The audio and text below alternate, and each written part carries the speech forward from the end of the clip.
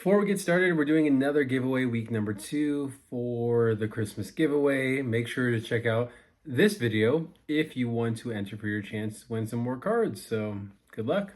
Hey everyone, Rich from Rich TCG Bets here. Hope you all are having a great day. We're going to be talking about epics in this video, epic rarity in Lorcana.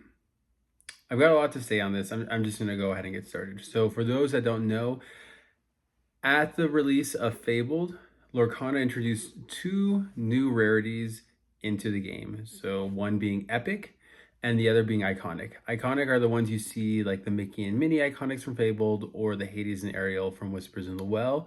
Those are like the 1 in 2,000 chance is what people are kind of speculating to be. You have enchanteds at 1 in 96, aka 1 in every booster box case or every 4 booster boxes. And then you have the epic rarity, which is about I think it's like 2 per box. So 1 in 12 packs will get you a rarity or get you an epic. Legendaries, I think, are 1 in 6. And so they're supposed to be in between legendaries and enchanteds. And when you think about like epic rarity, I try to compare a lot of this to Pokemon for my own understanding, first off. But also, I think a lot of you all are familiar with Pokemon as well, too. But I like to think of epics, at least, let me take a step back. I used to think of epics as illustration rares, kind of similar pull rates, 1 in 12. And there's supposed to be something that Ravensburger introduced into Lorcana to make the box opening experience a lot better for players and for collectors, and if you are investors, for like investors in the future. But it hasn't really done that. It's been very lackluster when you pull these cards for a number of reasons. One, every time I see one in a pack, I always think it's an enchanted, and it's not. So it's disappointing in that sense. And 2, just there really isn't much there. I kind of want to show you some examples of what I am seeing. Before we do that, I want to look at the numbers behind the epic cards. If you take a look at the table to the right, you can see that epics in Fabled and Whispers in the Well range between $4 and $5, which is nice for a pack opening experience to be able to pull a card that on average can basically pay for the pack that you paid for. But as a collector, you're wanting something more. You're wanting something to stick out. You can see on the left, there's a couple like basically $14 cards. Or I guess there's one in each set, and then one in like the $8, $9 range in each set. So really, if you take away those 2 outliers, the epic you're gonna get is probably gonna be like $2, $3 on average.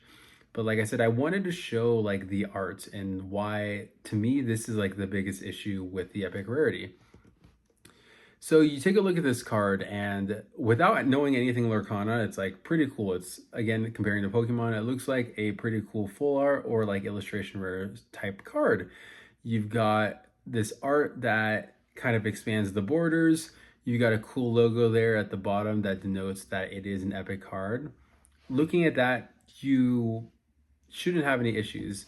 But if I do this and just go back and forth, it looks like nothing's changing. If you look closely, this is the normal card. The normal version of He Hurled His Thunderbolt. You can see in this uncommon card, it's got black borders.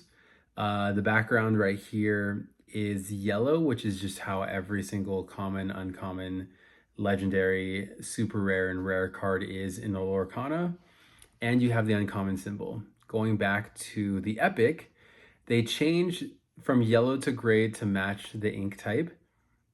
They get rid of the black borders and they add a cool looking logo, which I admit is cool, but like, that's so lazy. For these cards to be collectible or like, to me, worthwhile to pull, they need to be a lot different than the original card. They need to have some sort of like alternate art, like an illustration rare does. And so I've got a couple examples here. So taking a look at the Piplup, this is the most recent Pokemon set, Phantasmal Flames. You've got the Piplup here. This is a common, you can see by the circle at the bottom left, a common card. It has the blue background, which is just like the water typing, similar to Lorcana does with like the ink typing on the epics. So going back here, you've got this gray kind of box around the name of the card, and that's how you know easily what sort of ink type it is. In Pokemon, you have the logo on the top right and then the background of the color. Cool looking card, he's in the snow, yeah, whatever.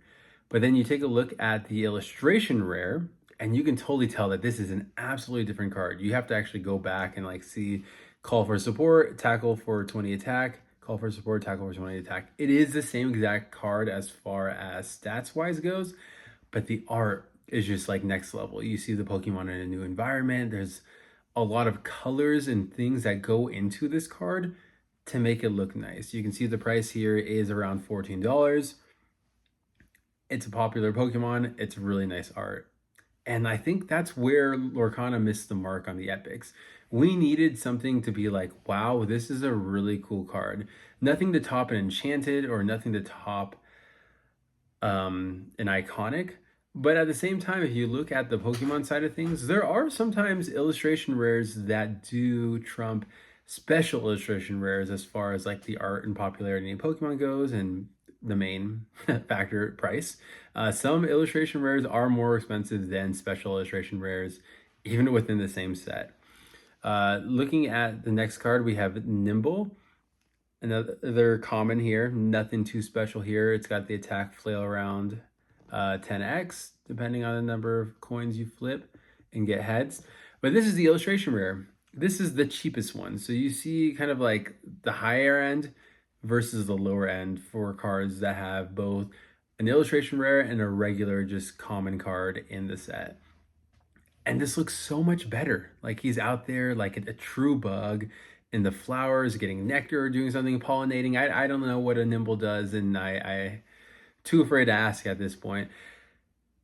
But this is what Lorcana needs for people to be able to want to rip their packs more, for that experience to be a lot more enjoyable, for people to want to actually collect the cards. Because for me, like I love a lot of the arts, but I don't care to collect the commons, uncommons, or epics or anything like that because they're really no big deal to me. But if you had art like this on the epic rarities, a lot more people are going to want to open the cards, which depending on where you're at, maybe you don't want people to open the cards because you don't want this game to be expensive like Pokemon.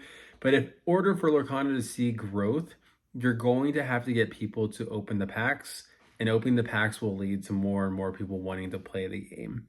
And obviously more pack openings lead to more money for you, Ravensburger. But at the end of the day, I just feel like they announced the rarity and really didn't do too much to try to make it rare, you know, like it's nothing special. I would love to see epic cards be more epic than they are, rather than just a reprint and removing the borders and adding a little bit more color and it being the same exact art. I want to see new art. Maybe that's me, but I'm willing to bet 9 out of 10 of you can agree with me on that.